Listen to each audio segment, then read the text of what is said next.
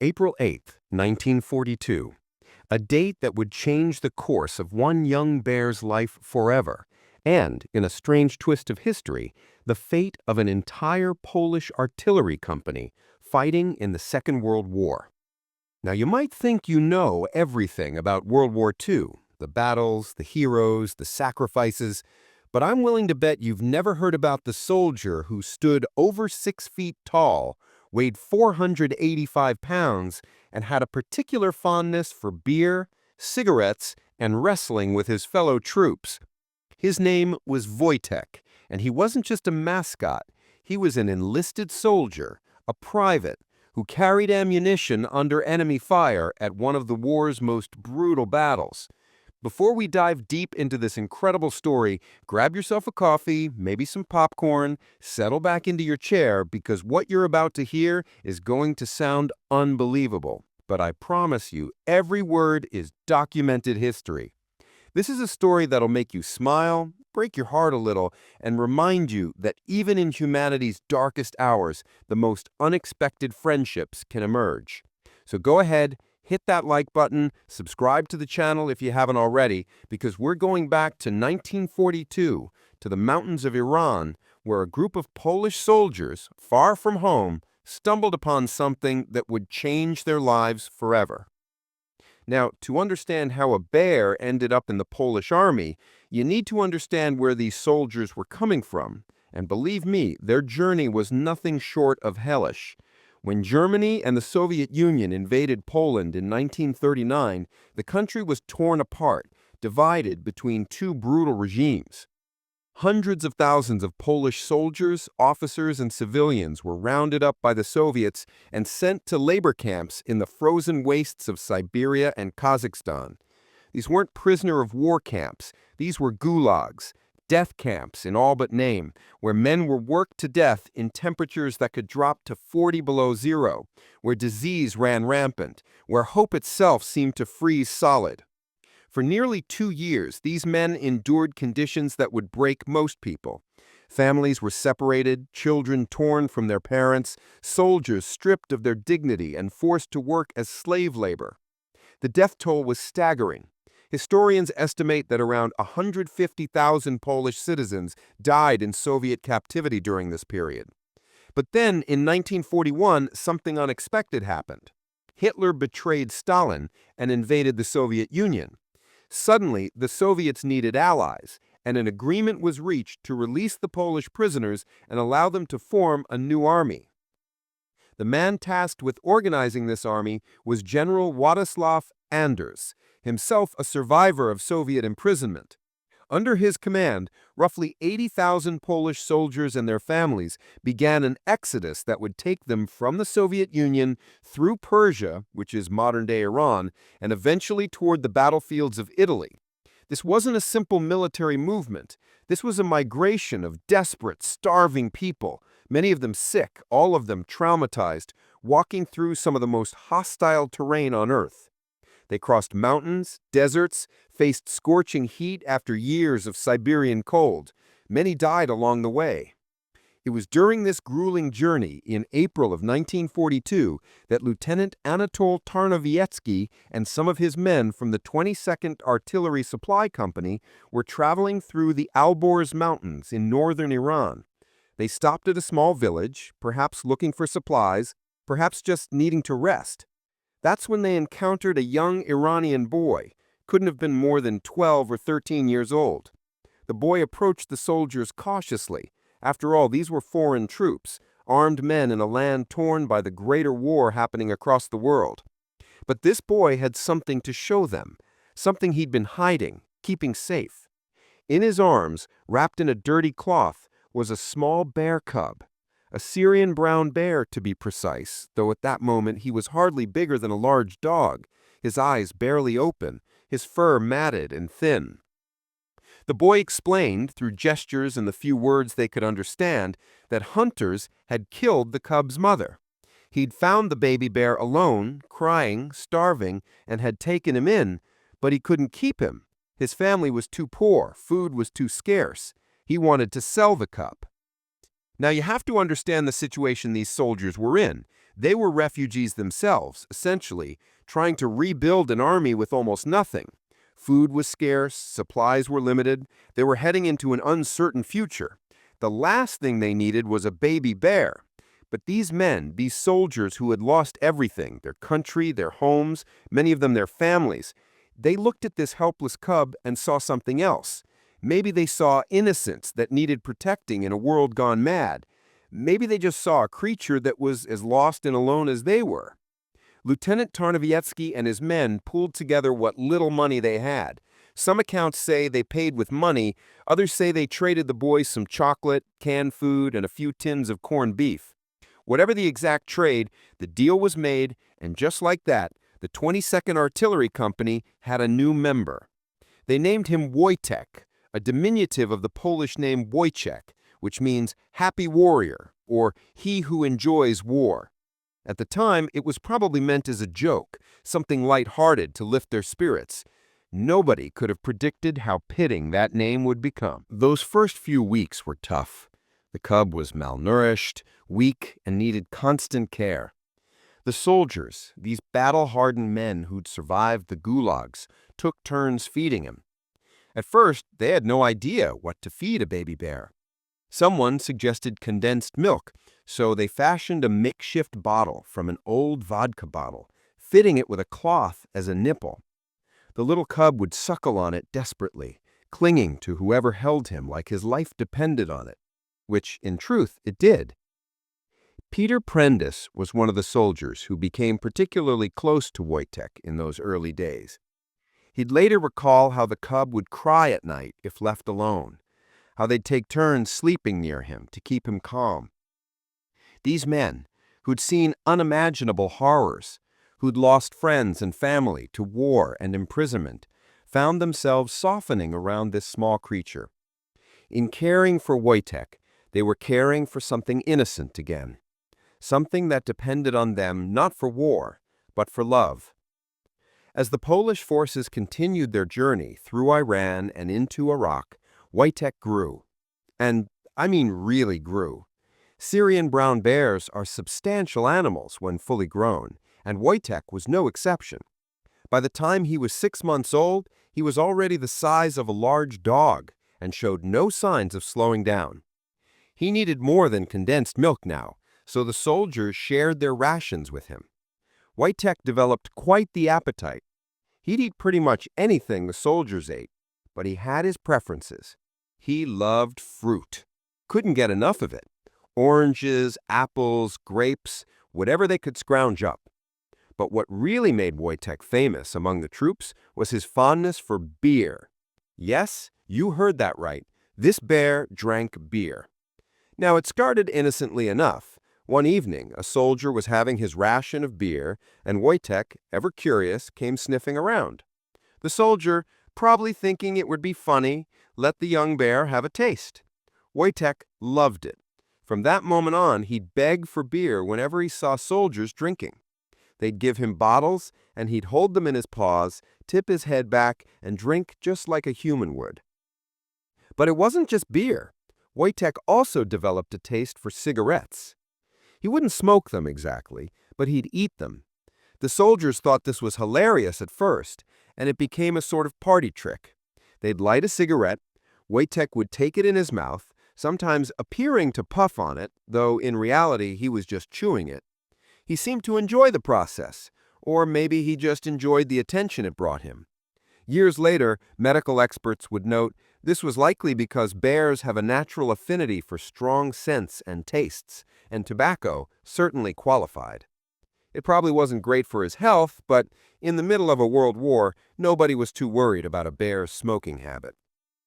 As the months passed and Wojtek continued to grow, he became more than just a pet or a mascot.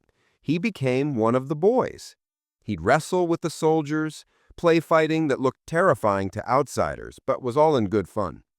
Wojtek learned to be gentle, mostly.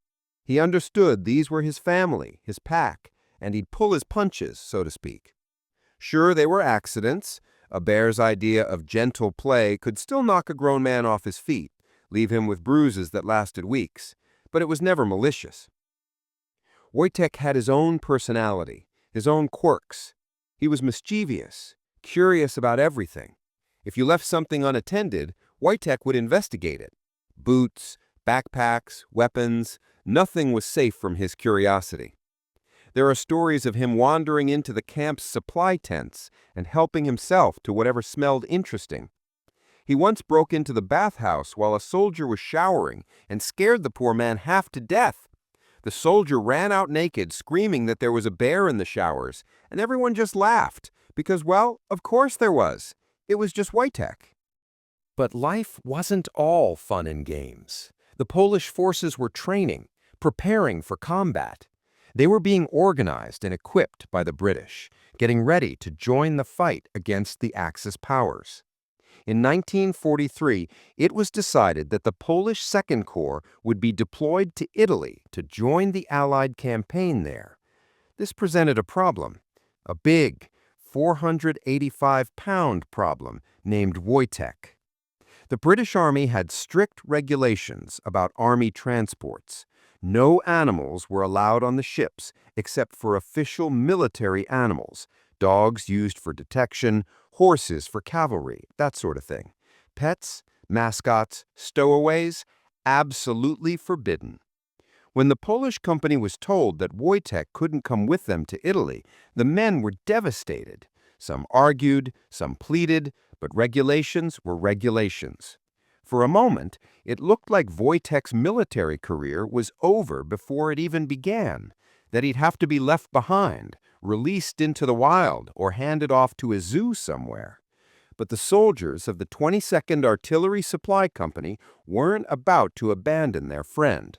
Someone, history doesn't record exactly who, came up with a brilliant solution. If mascots weren't allowed, but soldiers were, then Wojtek just needed to become a soldier. It sounds absurd, I know, but desperate times call for creative measures. The company formally enlisted Wojtek in the Polish army. They gave him a serial number, rank, and even a pay book. Wojtek was now officially Private Wojtek, soldier in the 22nd Artillery Supply Company. The British authorities were skeptical at first, but the paperwork was in order. Wojtek had a service number, and while they knew perfectly well he was a bear, the regulations said soldiers could travel on military transports, and Wojtek was, technically, officially, a soldier. So, in 1943, Private Wojtek boarded a transport ship with his company and sailed for Egypt, then on to Italy. The troops loved it. Here they were, heading into one of the war's most brutal campaigns, and they had a bear in uniform traveling with them. The journey wasn't easy for Wojtek, though. Ships, especially military transports packed with soldiers and equipment, aren't comfortable places. The noise, the confined spaces, the constant motion of the sea, it all stressed him out. But his fellow soldiers took care of him, kept him calm, smuggled him extra rations when they could. By the time they landed in Italy, Wojtek had become something of a legend. Soldiers from other units had heard about the Polish company with a bear, and they'd come by just to see if it was true. Now, Italy in 1943 and 1944 was hell on earth. The Allied campaign to push German forces out of Italy turned into a grinding, brutal slog. The Germans had fortified the peninsula with a series of defensive lines, and the Allies had to fight for every mile, every hilltop, every valley.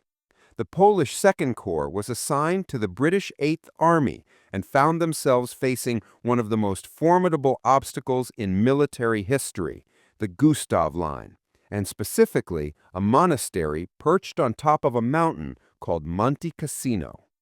Monte Cassino, even saying the name brings up images of devastation.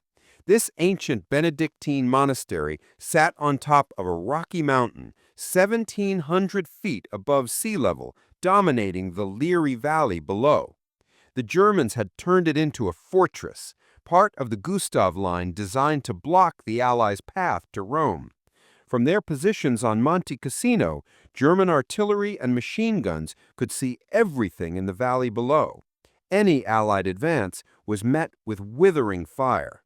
The monastery itself, a treasure of medieval architecture and art, was bombed by the Allies in February 1944, reduced to rubble, but even the ruins provided perfect defensive positions for the Germans.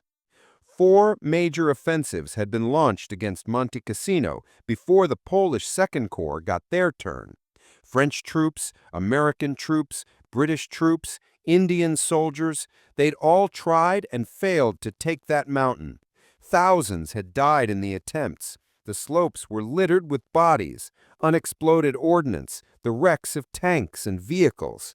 Now it was the Poles' turn, and they knew the odds weren't good. But these men had a score to settle. They'd lost their country, seen their families destroyed, survived Soviet gulags, and a journey across half the world. They weren't about to give up now. The 22nd Artillery Supply Company's job was crucial. They weren't frontline infantry, but in modern warfare, artillery is king. The big guns needed a constant supply of ammunition to keep firing, and the shells were heavy. Each one weighed around 25 to 30 pounds. Getting these shells from the supply dumps to the gun positions, especially in the mountains, under enemy fire, was backbreaking, dangerous work. Men would carry the shells in pairs or load them onto trucks if the terrain allowed, but often the ground was too rough, too steep, too muddy. And this is where Wojtek, the beer-drinking, cigarette-eating wrestling bear, became a hero. On May 18, 1944, the final assault on Monte Cassino began. The Polish forces attacked with everything they had, pushing up those slopes under murderous fire. The artillery batteries were firing constantly, shells screaming overhead toward German positions. The 22nd Artillery Supply Company was working around the clock, and Wojtek was right there with them. He'd watched the soldiers carrying the heavy ammunition crates and boxes, had seen the strain on their faces, the exhaustion setting in. Wojtek, who'd been trained through play and observation, understood what needed to be done. Soldiers would later describe the scene. Here was this massive bear, standing upright, and when they'd hand him an artillery shell or an ammunition crate, he'd cradle it in his arms against his chest, just like a human would, and carry it to where it needed to go. He made trip after trip, never complaining, never stopping. While shells were exploding on the mountain, while German artillery was firing back into the valley, Wojtek kept working. He'd carry ammunition for hours, take a brief rest, maybe have a drink of water or a bottle of beer if someone offered it, then get right back to it.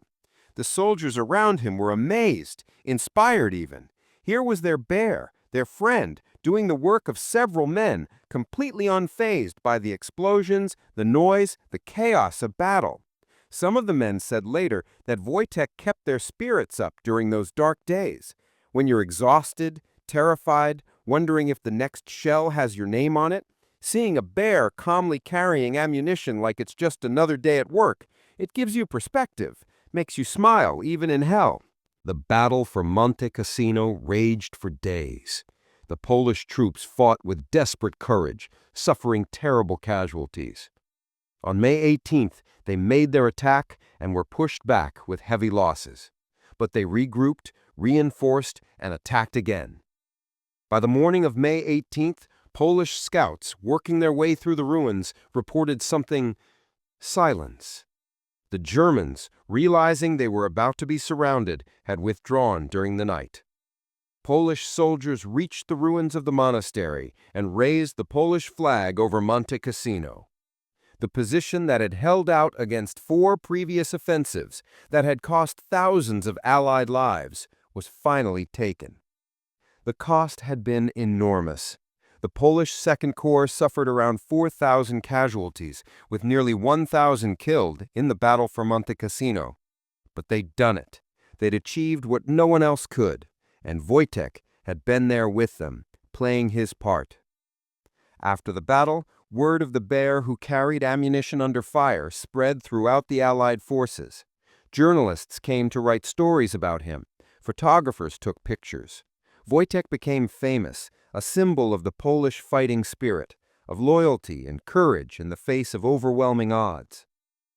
The Polish 22nd Artillery Supply Company was so proud of Wojtek that they changed their official emblem. They created a new insignia showing a bear carrying an artillery shell, and this became the symbol of the unit. Wojtek had gone from being a mascot to being the very identity of the company. Every soldier wore that patch with pride, knowing what it represented. Not just a bear, but brotherhood, resilience, the idea that even in war's darkest moments, there could be moments of light, of connection. After Monte Cassino, the Polish Second Corps continued fighting in Italy. They participated in the battle for Ancona, for Bologna, pushing north as the Allies slowly drove the Germans out of Italy. And through it all, Wojtek was there. He'd grown to his full size now, standing over 6 feet tall when on his hind legs, weighing around 485 pounds. He was an imposing sight, this massive bear in the middle of an army camp, but everyone who knew him understood he was gentle, at least with his friends. There are countless stories from this period. Wojtek once discovered a spy hiding in the camp bathhouse, a man who was later determined to be an enemy infiltrator. Wojtek cornered him and wouldn't let him leave, roaring and making such a commotion that soldiers came running and captured the spy. Whether Wojtek knew the man was an enemy or just thought he was playing is anyone's guess, but the result was the same. He'd caught a spy. Another time, Wojtek was being transported in a truck, and the driver took a corner too fast. The bear, all 485 pounds of him, tumbled out of the truck bed onto the road. The driver, panicked, stopped and ran back, expecting to find an injured, angry bear. Instead, Wojtek just picked himself up, shook it off, and climbed back into the truck like nothing had happened.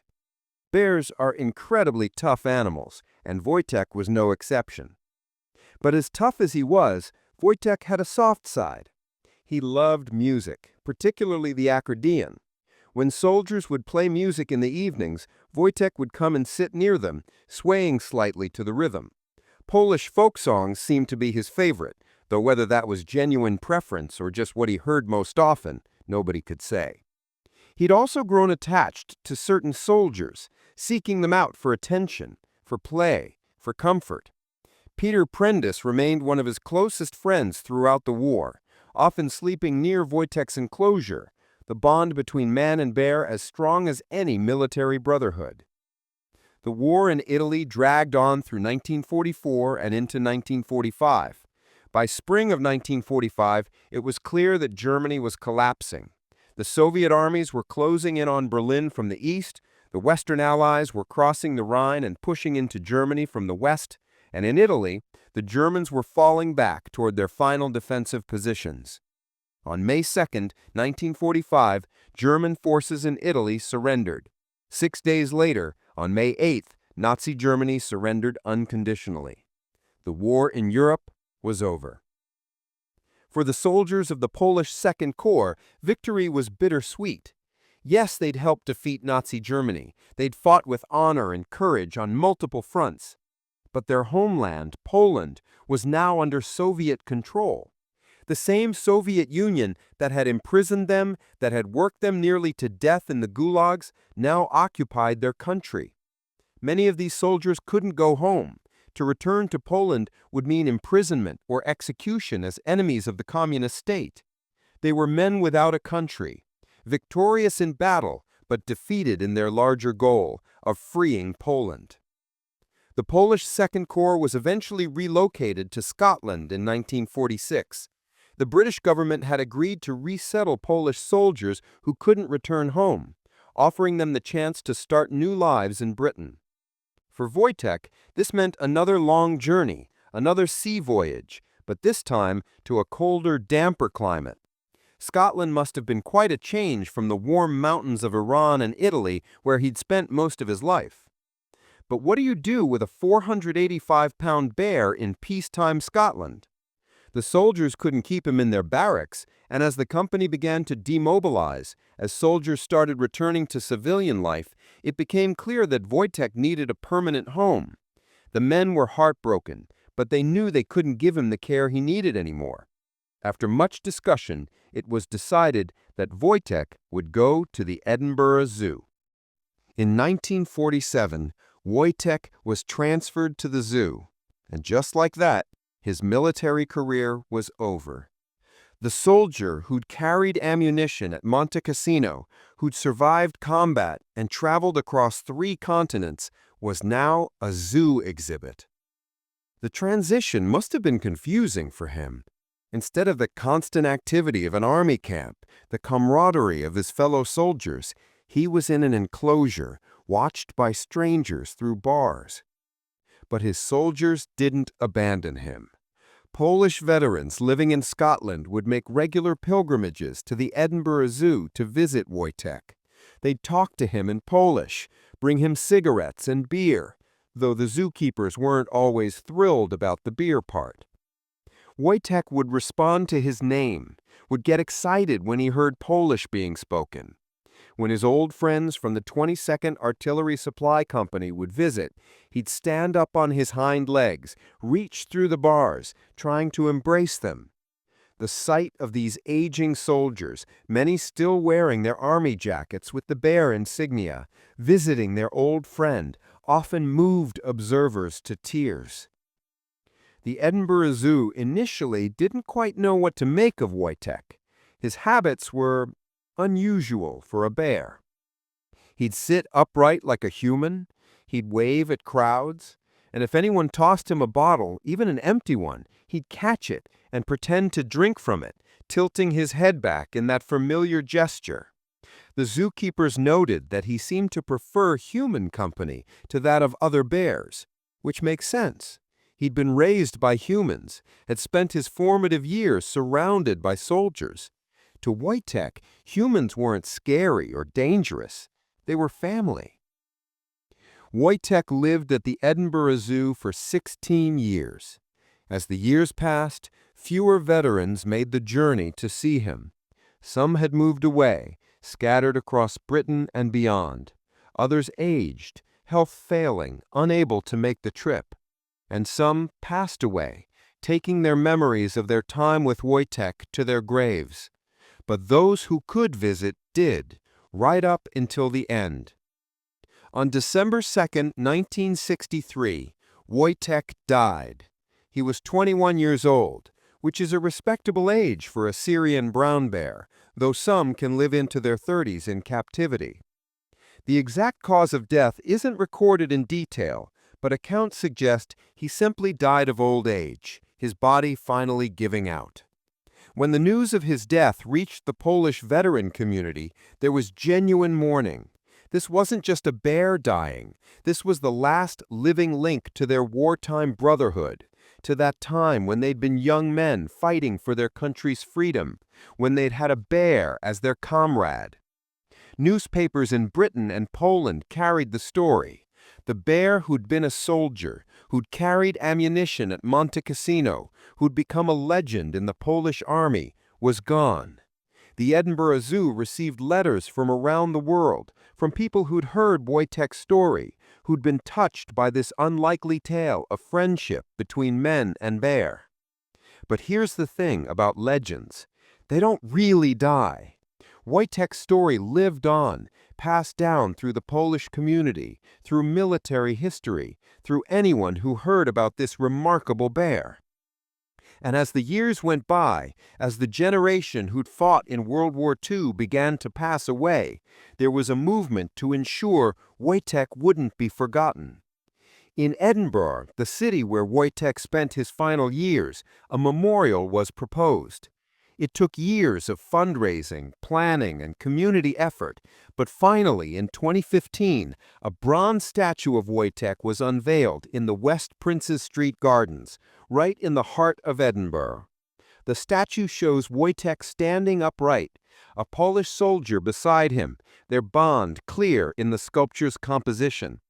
It's beautiful, dignified, a permanent reminder of an extraordinary story. But that's not the only memorial. In Krakow, Poland, there's a statue of Wojtek at the headquarters of the Krakow branch of the Association of Soldiers of the Polish Army. There are plaques, memorials, and monuments to Wojtek scattered across Europe, from Italy, where he fought, to Britain, where he spent his final years, to Poland, the country whose soldiers adopted him. His image, That bear carrying an artillery shell remains the symbol of the 22nd Artillery Supply Company, and Polish military historians ensure his story is told to new generations. The Imperial War Museum in London has artifacts related to Wojtek in its collection. There are photographs, documents, personal accounts from soldiers who served alongside him. Authors have written books about his life. Filmmakers have made documentaries. In 2011, the BBC produced a documentary called Wojtek, the Bear That Went to War, bringing his story to millions of viewers. Children's books have been written about him, ensuring that even young kids learn about this unusual hero. What makes Wojtek's story so enduring, so powerful? On the surface, it's the novelty, a bear in the army, carrying ammunition, drinking beer, smoking cigarettes. That's quirky, memorable, the sort of thing that makes for good dinner conversation. But there's something deeper here, something that resonates across cultures and generations. Wojtek's story is about connection in the midst of chaos.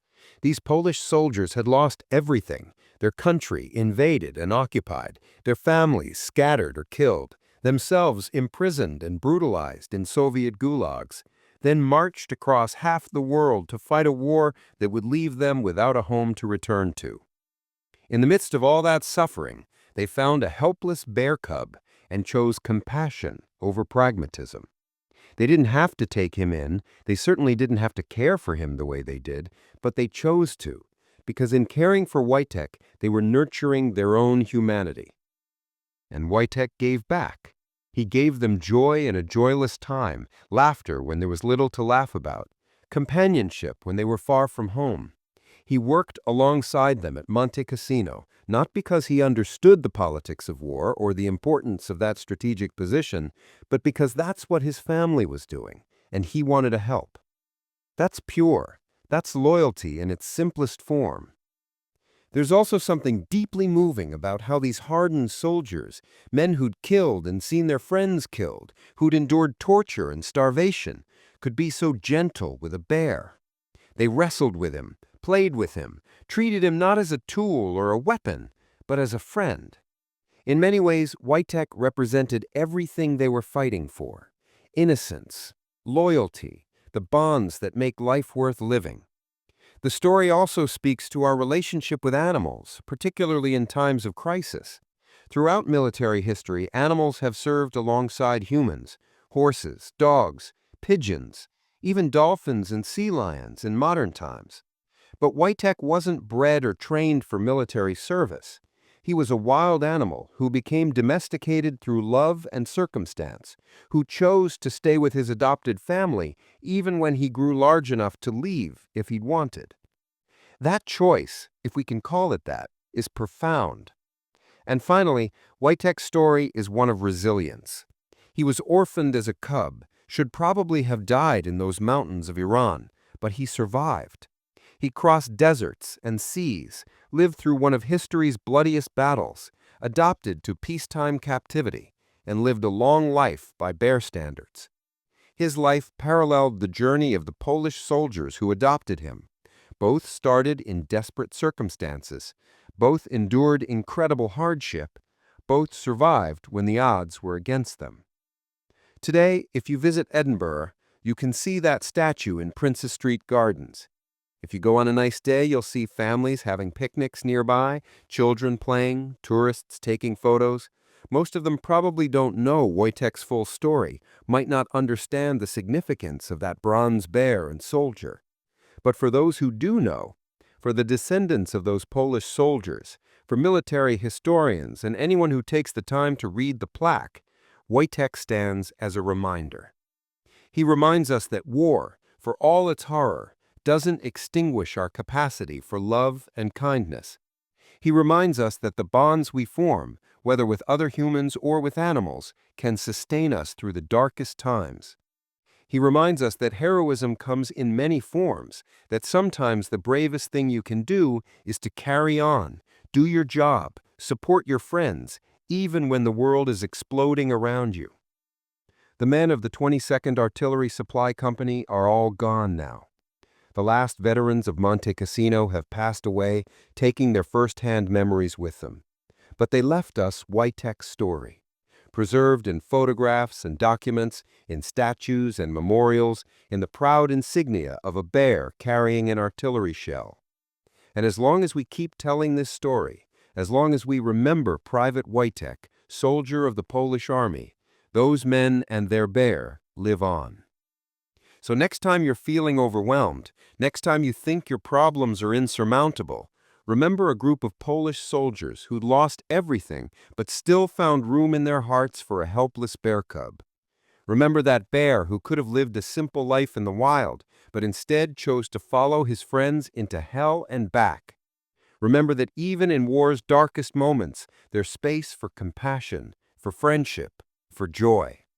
That's the real legacy of Wojtek, the soldier bear. Not just that he carried ammunition at Monte Cassino, though that's impressive enough, but that he represented the best of what we can be, even when circumstances bring out the worst in humanity. If you found this story as powerful as I did, there's more where that came from. Stories from history that deserve to be remembered, that show us what we're capable of. Thanks for listening, and I'll see you in the next one.